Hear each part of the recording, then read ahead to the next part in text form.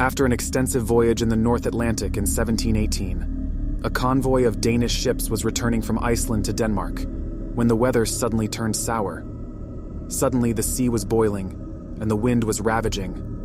One of the merchant ships, the Gothenburg, got separated from the convoy, and its crew was battling the strong North Atlantic storm. The captain tried to steer the vessel to the best of his abilities, but when they reached the river Olufsa, the ship ran aground and was swallowed by the unforgiving sea. But before the vessel had entirely disappeared, 170 crew members managed to get to land and were saved, while another 8 crew members were lost. Although the crew survived this tragedy by making it ashore, they found themselves in an unknown wasteland, far from anyone or anything they knew. They were stranded. Their only way of returning home was lost, and the supplies needed to sustain them had disappeared into the dark and cold ocean. Therefore, they had to seek out the people living there, hoping they had food to spare.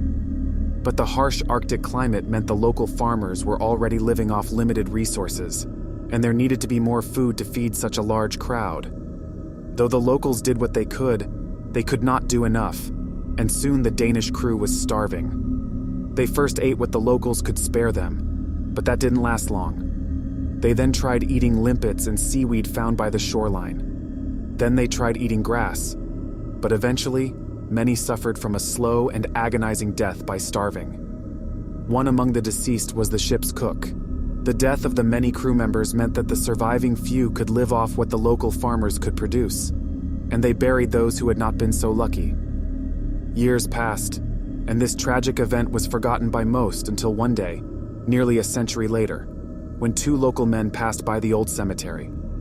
They were opposers of the Danish colonial power and knew about the Danish crew buried there, so they decided to dig into the graves to mock the deceased.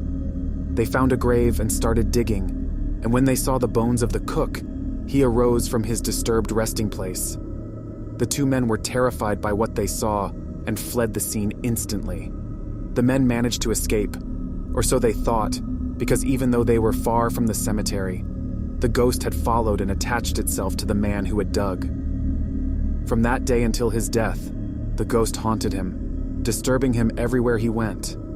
In hopes of getting rid of the spirit, he moved to Leirubakki, far from the shore, but the ghost followed and disturbed him and his family.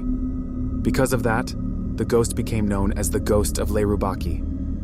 Though the ghost never hurt him or any of his family members, it would stalk them everywhere they went. It disturbed the horses and damaged their house, and when the man and his family died from old age, the spirit of the starved cook continued roaming the bare terrain of Iceland and would never find rest.